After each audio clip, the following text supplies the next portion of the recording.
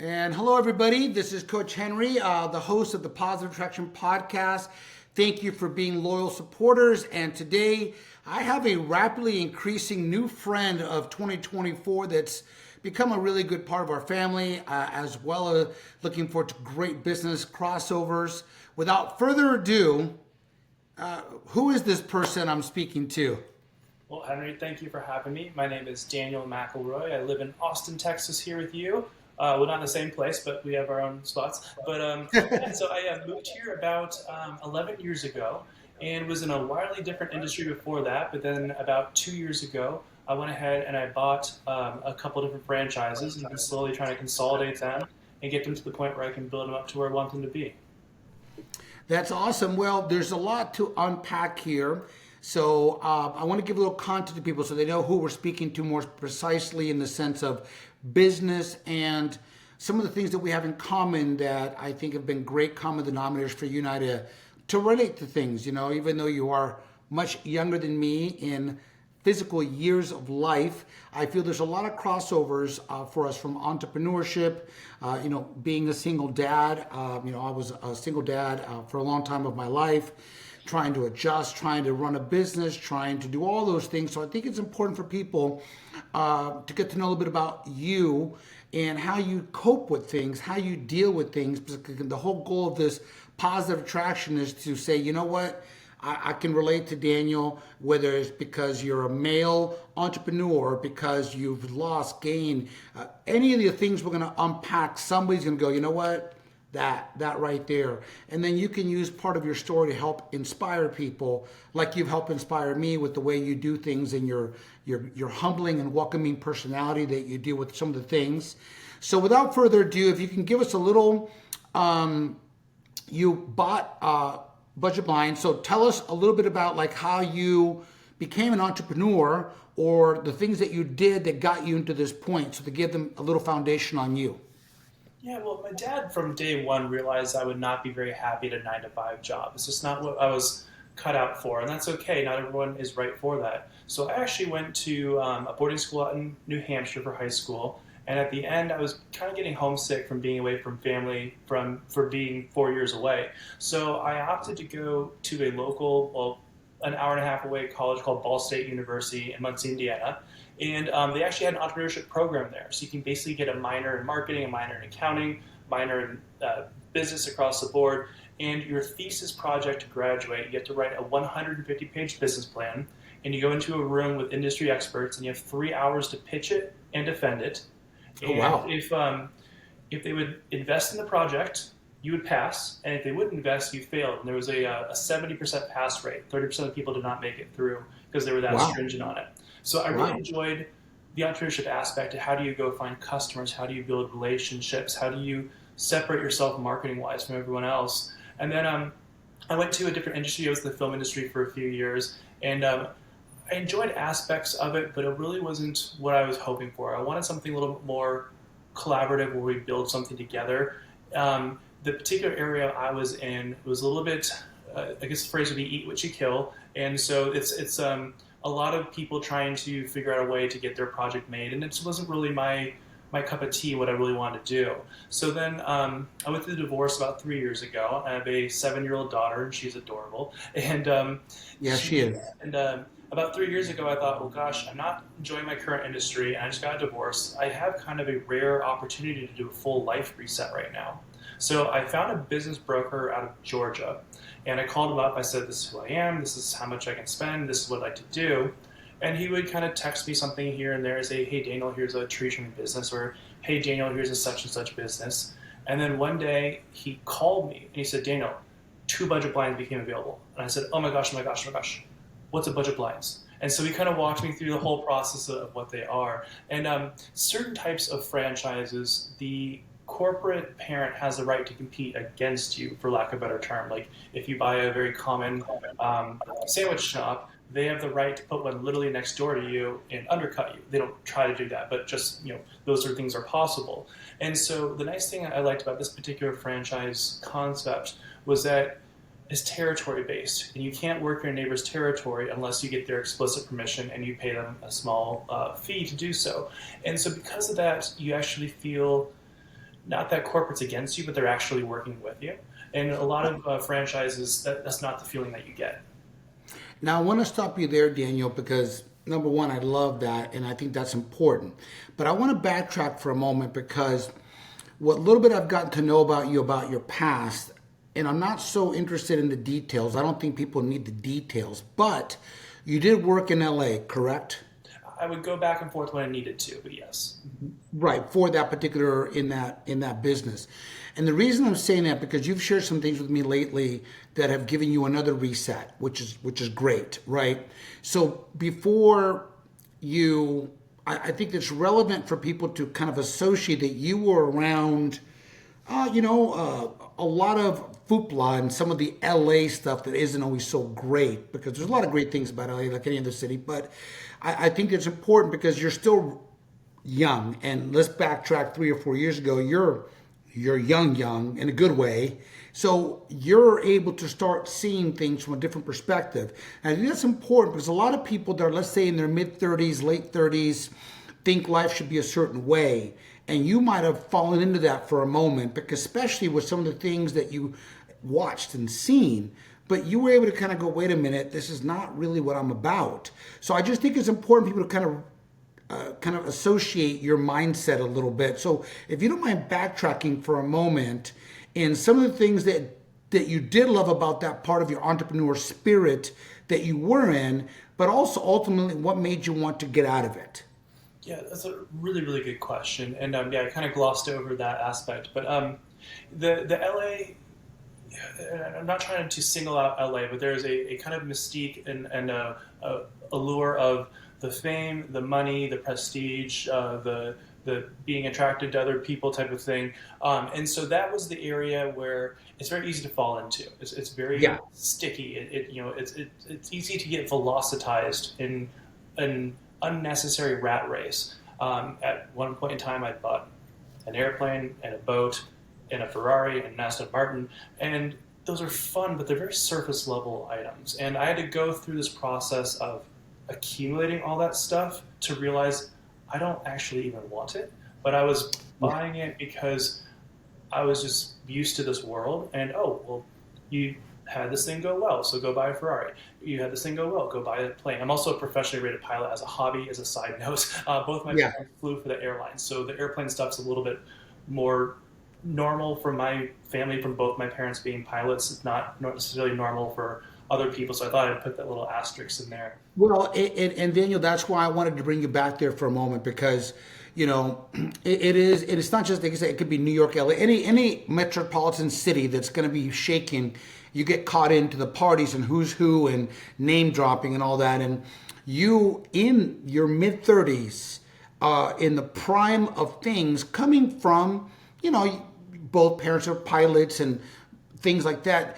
You could have been sucked in, I mean, way in there, but you didn't. You got enough to create some success. You did enough to see the good things, but you were able to kind of get out of that. And that's why I wanted to go back there, because there might be someone here that's in it.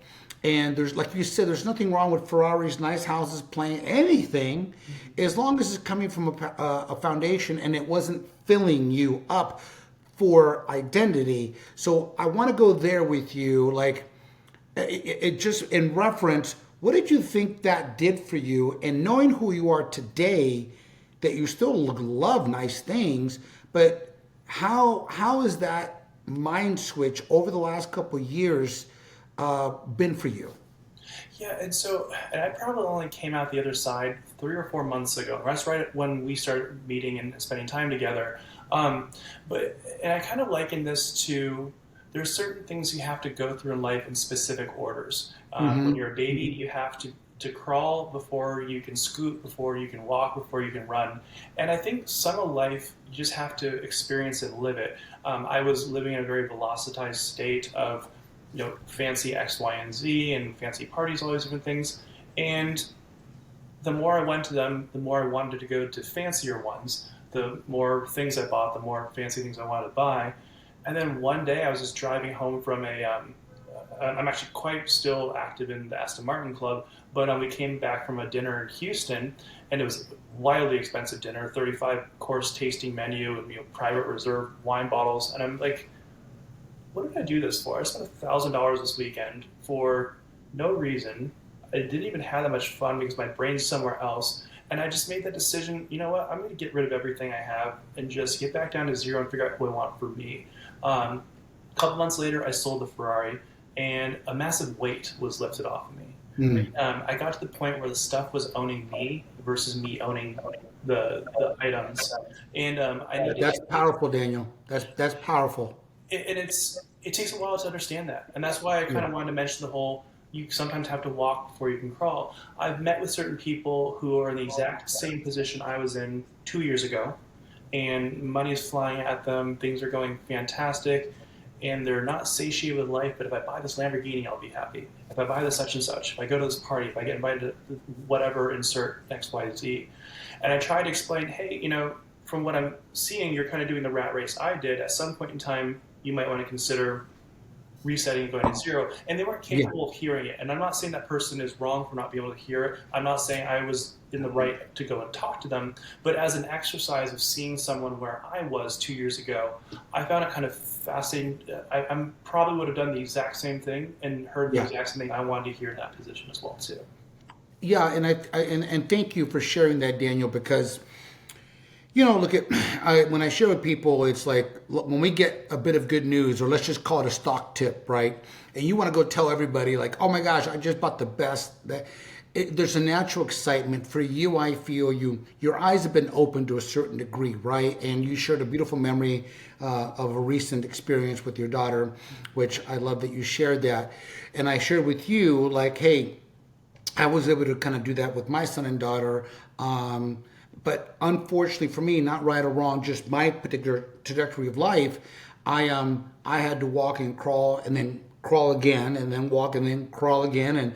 But here we are, right? That's why I feel for me, persistence and consistency is such a big part of my life, right? And to show grace over myself, but at the same time, have an excitement to keep bettering myself. Because you can have grace, but all of a sudden that becomes complacency. Because you're like, no, it's okay, I'll do it tomorrow. No, it's okay, I'll do it tomorrow. Before you know it, like 7 days, Groundhog Day, here you are. But I love what you shared, and that's why I want to give people content. Well, who are you? So I'm going to repeat what I see in you. I see a young entrepreneur that came from a better than most start, some opportunities as far as status. You ran with it, which is great. You didn't just piss it off. You actually you went to school, you went to entrepreneur program, but that you were able to start seeing that what you quoted, and I love it. It was owning you. You weren't owning it. Nothing wrong with spending, like you said, $1,000 dinner if it's for a cause or a passion or a charity or something that you wanted with your partner, and you're like, oh man, all good. But when it's to try to fit into the room that we are all guilty of doing, that's where it becomes.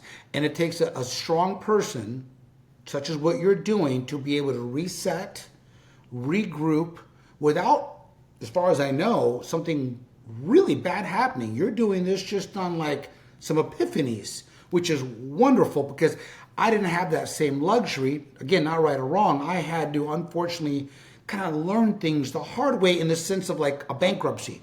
Again, all good. But it's okay. Now I've been able to apply that in a way where my kids and people watching my show, if you will, can go, okay, I see, make a left here instead of a right and a right and a right and a right. And that's the beauty for you. And that's why I admire and respect you, because you didn't have to sell your Ferrari. You didn't have to reset. Nothing's making you, but that's wisdom. And I think I want the listeners, to see that about you, because that sets a great content of your mindset, of the simplicity, and also, some of your childhoods, of things that you worked through that, in your life, that you're like, wait a minute, I want to give Emma a better shot with the love and support. And I applaud you for that. So just wanted to give that content. Well, appreciate that. And two things with it. I did have a mishap, or 18 months ago, I ended up in the hospital for 8 days because I was nonstop going to fancy parties, flying international, going on dates till 2 a.m., and then waking up the next morning going to work, and my eyes were, I can barely see in front of me type of thing. And then I got a very, very small infection on my back and my shoulder blade, and it turned into a life-threatening thing because my immune system said, Daniel, I'm done. You keep running ragged. So I stayed in the hospital for 8 days trying to beat this thing. Obviously, I beat it. But at the same time, it's a bit of an eye-opener of, what am I doing? So that was kind of one of the steps forward, if you will, what kind of the walking versus crawling thing. And that was one that, you know what, you're young and relatively, and you're healthy relatively, but let's not push it too hard, and let's find a happy medium here. And so I'm trying to figure out what I want for myself. And you mentioned the memory with Emma. I'd like to share that if you're okay with it. I would love for you to share that. Yeah, so I've taken Emma to Disney World probably half a dozen times, and she's 7 years old, and she loves Minnie Mouse, and that's her favorite thing in the world. And every time you go to Disneyland, it's wildly expensive with plane tickets and hotels and buying all the little dolls and things like that. And this Friday, I said, hey, Emma, we're going to do something special. We're going to take the mattress off of my bed, we're going to put it on the floor in the TV room, and we're going to put pillows and blankets there, and we're going to stay up all night watching movies and make popcorn and just snuggle in bed. And she went back to her mom on Monday, and she said, I had the best weekend I've ever had.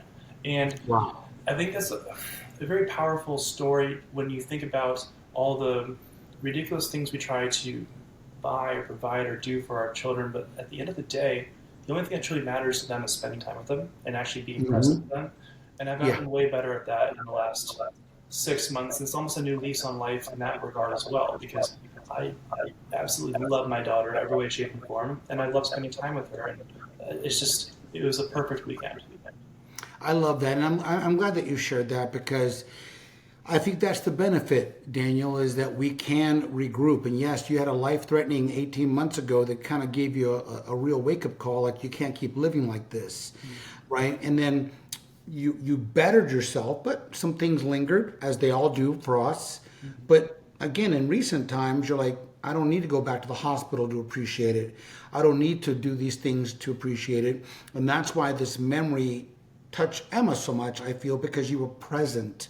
You were just there. And even if she dozed off, which we both know she didn't doze off till late, but there's a couple of times she might have been like drifting, and she look over and she sees her daddy. And again, you and I can relate to that. And then what you build on top of that, you can add Disney World again or anything, but the beauty is that the essence isn't coming from the item, it's coming from the memory. You just now happen to be able to do that same scenario on the Disney boat or whatever, but it's still you being present.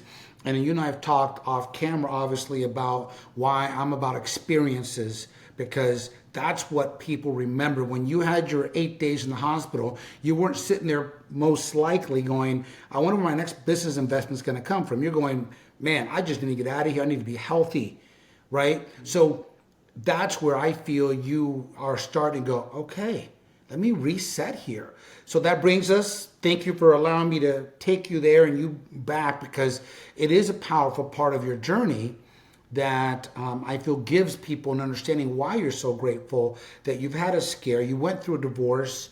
And it's not that we're here to tell people, oh, feel sorry for me. No, but again, it's about relatability, right? I mean, there's other single dads out there that might be where you were 2 years ago, partying and living it up, and to each their season. God knows I've had that season too. But a lot of times people they overcorrect. They don't reassess fast enough. So that brings us now to your current stage of a company that you found with your broker.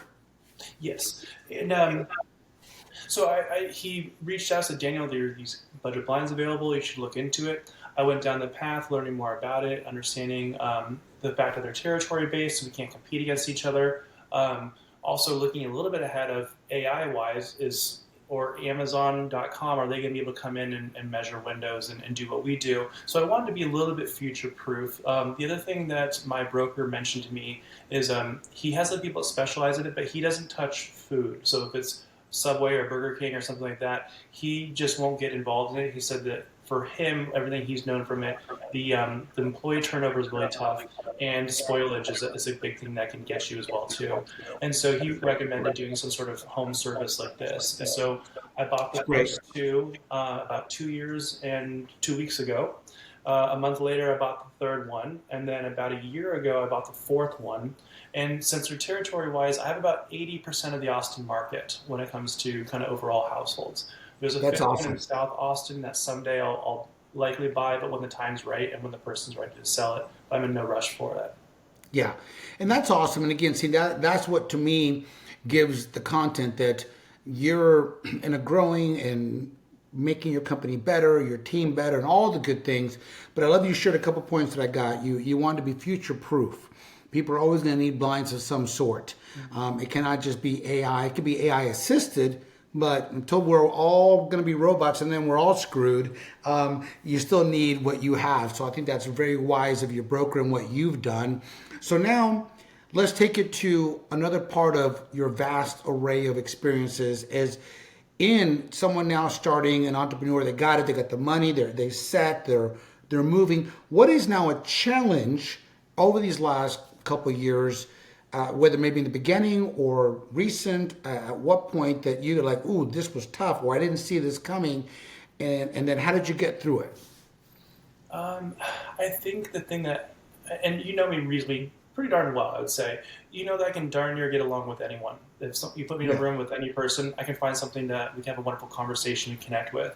I think I yeah, wasn't expecting to, because I have about 15 employees, and I wasn't expecting so many wildly different personalities. And when you're all day, every day in the same area versus, hey, I'm on set and you're getting a phone call from someone in Idaho, yeah, it's a very different dynamic. And so I think that has been I shouldn't say the hardest, but the most noteworthy aspect of this particular industry for me specifically.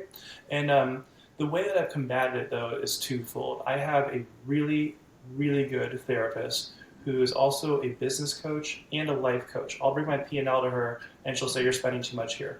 And I will say, "Hey, this particular employee just said such and such to me." She said, "Well, you need to do this." And having that support of someone who's a professional in that field who understands, because she works with a lot of CEOs that do pretty heavy duty, large-ish size businesses. I'm probably one of the smaller fries for her, but we get along really, really well. But having that support system of someone who's a professional who can understand, hey, it sounds like this particular person you're talking about is coming from this angle. Make sure you let them understand that they're heard.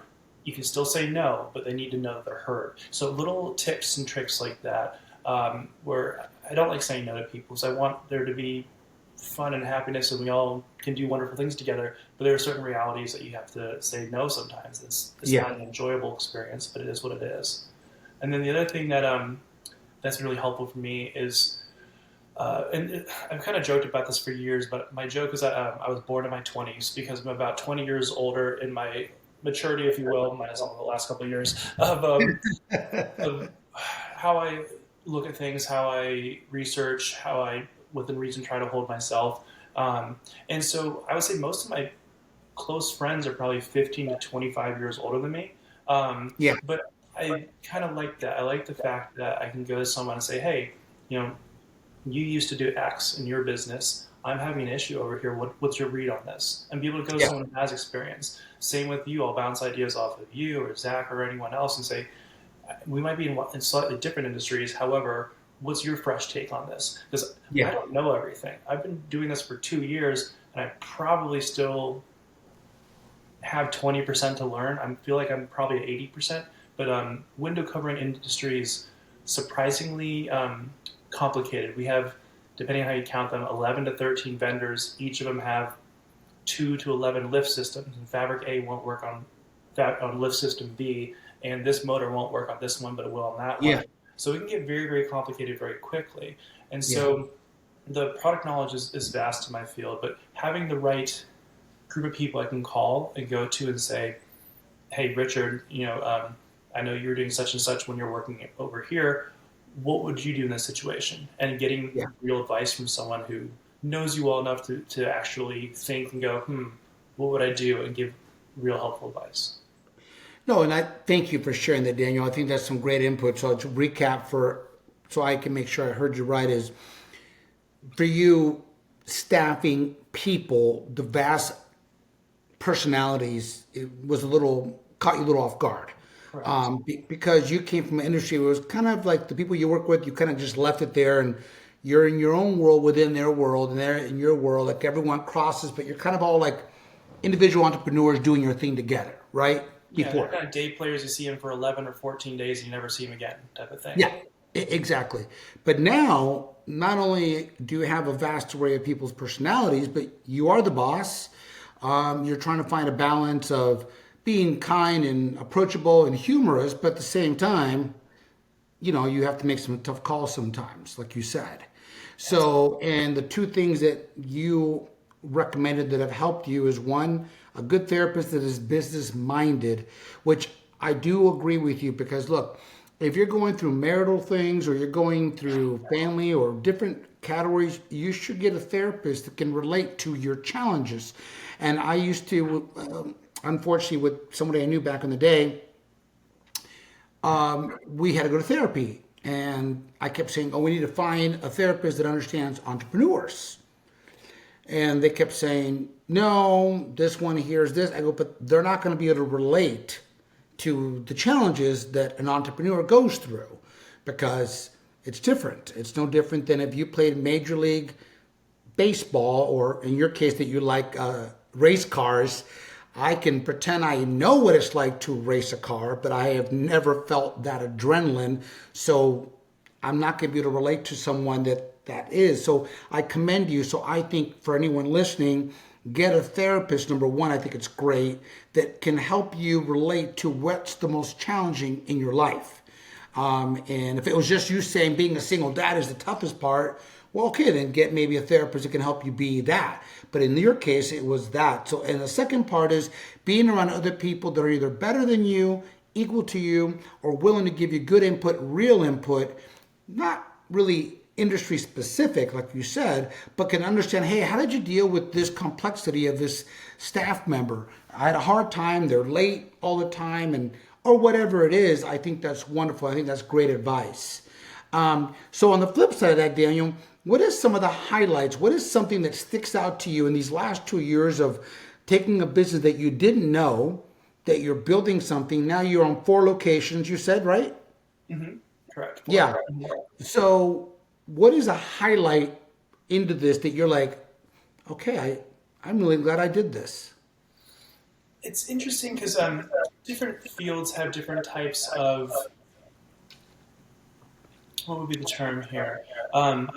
They say that construction and demolition are the two most cathartic fields because you can just see what you did at the end of the day. If you build a building or you knock one down, it was there or it wasn't there before and you're done and you can see what you did.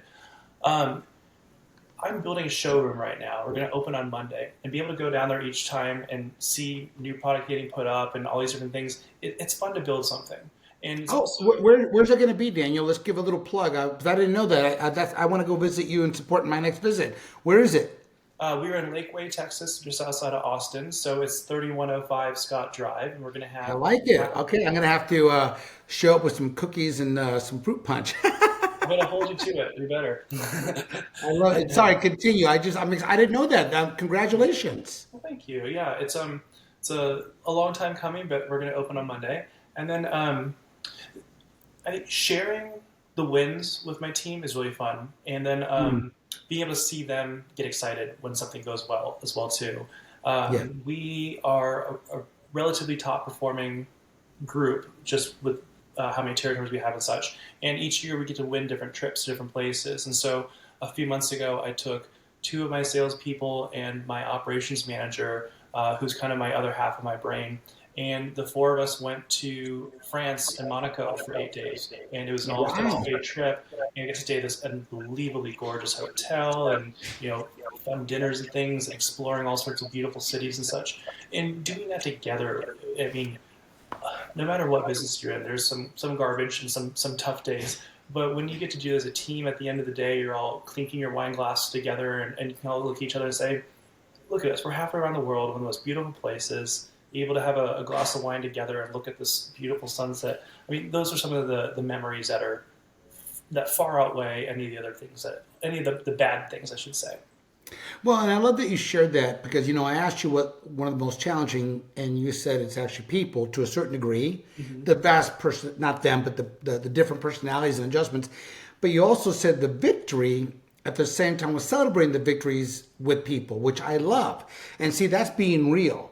That the hand has two sides to it. And in one, it's frustrating. It's, oh, this guy's late again, or I got to let somebody go. And at the same time, you have people that make the company and take pride and give you peace. Like, nope, Daniel, I got it. Everything is good. And you're like, man, that feels great. So I love that you shared that, and that because that is real. That's real entrepreneurship. That's real ups and downs of business. So now, this part's important because I now, and we've hit some great things here, Daniel. Thank you for being so transparent. Being a single dad now, okay, running a business, especially one that you're still in growth pattern to stabilize, right? It's different than a family business that you've had for 15 years. It's cruise control. You're still very much at the helm of this. So take a moment, because this next question is, how do you find a good balance in seeking of being a single dad when you need to be on, you want to be present, and I know it's never an end result. I know it's a constant growth. But what is a challenge, or what's a victory, or a little bit of both in this season for you? So I am pretty good at compartmentalizing my life in a positive way. I think sometimes people think that is a negative term, but I see my life in three bubbles. Bubble one is me. How do I take care of myself? How do I make sure I go for a jog? How do I make sure I meditate each day? Stay healthy. The other one is my relationship with Emma. That's something where I'm not going to go on a date on a night that I have her. Right. Maybe once in a blue moon, I would make an exception. But generally speaking, when I'm with her, I'm with her. I can't turn my phone off just because of the nature of my business and such, and people need to constantly reach out to me. But I like to be with her when I'm with her. And then the third aspect is, I should probably say this a little bit differently, but the third aspect is when I find my next partner, I'll have that relationship with her, my relationship with my daughter, and then taking care of myself across the board as well too. But then whether it's a personal thing or a business thing, I'm very much specific on how I compartmentalize. So if Emma has a soccer game, 3:30 on a Tuesday, when I put it on my schedule, I just say I have an appointment. I don't say it's Emma's soccer game, because that's not that has a low priority for someone else to view my schedule. But that's a priority for me, so I call it an appointment. I don't say it's a doctor appointment. I don't want to be just misleading, but it's an appointment that I made, and I'm not going to go change it. Again, once in a blue moon, you have to make those sacrifices and decisions, but I try to be very cognizant of my schedule of when I have Emma, it's Emma time. When I don't have her, let's say I'm falling behind at work, for instance. This morning I got up at 4 a.m. and I got here at 4:30, and I worked until my first meeting at 8:30. So I got 4 hours of work in before even starting the day off. And so that's where I would much rather have a wonderful time with my daughter and be fully present. And then once in a blue moon, probably every other week, pop into work super early or stay super late and get caught up then. What's nice about being the owner is there's only a handful of critical timing things. You know when bills are due, you know when certain things are going to happen, and you have certain leeway, if you will. But when it comes to some of the employees, like they need to get something done every day by 10 a.m. or something, just with their natural schedules. So I have a little bit of leeway just by being the owner, and I can't speak for anyone else who's an owner, because everyone's going to have a wildly different situation when it comes to something like this. But for me and how my business works, I can at least, within reason, know when and where and how I'm scheduled, and I can put hard stops in there at every day at 4:30 when I have Emma. I leave the office because it takes me a half hour to drive over and pick her up at 5. And Adriana, my operations manager, she gets in at 10 a.m. and stays till 7 sometimes, just because it makes more sense for her schedule. And so we can kind of be ships passing at night sometimes, but it works well for us. And we have our systems. I don't know if system's the right word, but we have our our way of doing things to make sure we get our work done, but also have some sort of semblance of sanity. So we're not always pulling our hair out or going, "Oh gosh, what happened here?" So we're just doing our best to do that and keep on top of it. Well, I love that. And I think what I get from it, again, I always like to recap a little bit because, A, make sure that I'm hearing you. But what I heard from you is that, look, some of the advantages and probably one of the whys that you have is the freedom and the availability to tweak things around to be present for her. And yes, there's always that rare exception where something, but she's getting old enough where most time if that happens, she can go with you or just chill close by, which is awesome, right? And I love that because I was the same way. But what I like on more on a regular basis is that you do respect your time to be there, like you said, the way you happen to have your custody and everything. It ends up being where if you have to kind of make up something, like you said, you have other time slots that you can do that in, so it kind of pans out, which is nice. And that's part of like the rose system, right? Result oriented environment that we're able to take advantage of as owners of businesses and entrepreneurship. What good is being an entrepreneur if you're never stopping, or it's never good enough, or you're not stopping for the victories? Then all you know, in this case, your kids will look up and say, yeah, my dad works hard, and that's all they got to say. And that's the sad truth. That's why I wanted people to hear you, because there is some single dads or moms, of course, but right now we're talking about the dad part. We're talking about an owner of a business that has 15 employees, that has hobbies and trying to create a social life, and what does it look like for me? There's a lot of complexity there. And this is not a negative. This is the realization that we have a lot more in common with people, but yet you still say, wait a minute, at 4:30, it's a hard stop. I have my operational person that it works good for her schedule, say till 7. So if I can't get to something, I have someone else going to come right behind me. And sometimes in the mornings, I'm covering it for her. So it's a great system. Like you said, great program. But that is the beautiful thing about why we work hard. One of the key reasons, because it gives us that freedom. I mean, when people go, well, Henry, what is the benefits of entrepreneurship? I said, freedom, true freedom, And right? it also goes for employees as well too when they've earned that as well. And Adriana, the person that who's my operation manager, she came with the company. She'd been working here for a couple years before, and I know she's gonna get everything done. So some days I'll get a text message, "Hey, my parents aren't feeling really well. I'm gonna go work from Georgia for a week. See you when I get back." Sounds good. See you when I get back. And Yep. I don't have a single concern that she's going to phone it in or do a bad job, because once you develop that trust with someone, and Yeah. and you build that together, and we've also been in the thick of it together as well too, Yeah. with some really tough jobs and things. But that's one of the nice things when you do build that, and you can have someone that you respect and you admire, who can take over what needs to be done, and you don't have to worry about it. I love that. I love that, Daniel. And I think that, look at it, if I'm listening for the first time, I'm hearing entrepreneurship. I'm hearing that, you came from something that you got a little bit of I don't want to say a head start, it's not the right word, but you had some better direction. I mean, you had two parents that obviously became successful. You don't become a pilot, just one thing is being, you get my point. That's so you got to see hard work, persistence, and rewards. And but again, there's other prices that were paid that weren't always so good. But here's a good thing, Daniel. You and I agreed, and everybody listening or watching, is we're going to do a part 2 with Daniel. Not every guest gets part 2. We're going to do an in-person early 2025 part 2. Really excited. So we're going to leave some of that suspense, because it is suspense, because you've shared the tips of some struggles, some victories, and your mindset today of where you are. But part of why I'm excited for the in-person, and we're going to leave them hanging, Daniel, is it's how much we have to endure as kids, teenagers, early life. What did the divorce do to you? What did it do to me? How did that affect us? And that is not something we're going to answer today, but it is something that people need to hear, because I know when I hear other people and name one of the things that I can relate to and go, oh, yeah, I'd like to What did that do to you?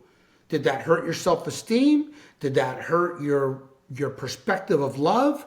I mean, there's some powerful questions. So that's why I'm excited. I'm building up this momentum. I know people enjoyed what you shared today. There's no doubt because I enjoyed, and this is why I don't tell people what I'm going to ask them, because I'm hearing it for the first time with you. Yeah, I knew a couple little things, Emma, and some other things, but the meat and potatoes I didn't know. And I love that because I like to learn from you, and I like to feel the inspiration that you've already given me and hopefully back. But I do say there's two parts left. One is you get the opportunity, Daniel, to ask me a question if there's something you'd like to ask me, because you've been a tremendous guest, just answering and being amazing. And then we're going to finish off with any final notes and then get everybody ready to hear this one, watch this one, and then stay tuned early next year for part 2. Perfect. Anything that you'd like to share ask? Yeah, I want to ask you, because you have worked with your son as his trainer. At what point in time did you realize you were a good father? Well, that's a great question. And I would say, define good father rhetorically. I would say a good father is someone that is willing to put their kids first, but not to please them, but to bless them. But there is a difference, because they need to hear the word no from us. If they don't hear the word no from us, then we're expecting society to raise our kids. And that's an important quality that we could talk about another time more. My daughter was asked that question. I know you asked about my son, but I'm going to tell you what my daughter responded to one time, because she was asked, we were at a dinner party, and someone had asked her, they go, hey, we see you have a good relationship with your dad. And they go, what do you attest that to? And I was like waiting what the answer. Yeah, what are you going to say? What are you going to say? Yeah. And this was maybe about 10 years ago. So she's obviously, in her early 20s. And what she said was really beautiful, and it really put things in perspective. She said, my dad always gives me a place I feel safe, not judged, heard, but he will be real. And that was really powerful. So I think the question about Zach and when I knew is the same. I've always focused on being a dad first. When he was doing some of his first fights in MMA, I couldn't be his coach. He wasn't receiving from me. He, if I'd say, keep your left hand up, he'd get defensive. He just was not hearing me. But again, so doing the hard thing as a father, I brought in one of my main best fighters in, and I said, you train my son, I'm going to be second chair. See? Mm-hmm. And he, even though that trainer was saying literally almost everything I was saying, Zach took it and he did really well. See, I learned not to have an ego. I learned to be a dad first, and dad means you have to swallow things that you don't want to swallow sometimes, but it's what's best for your kids.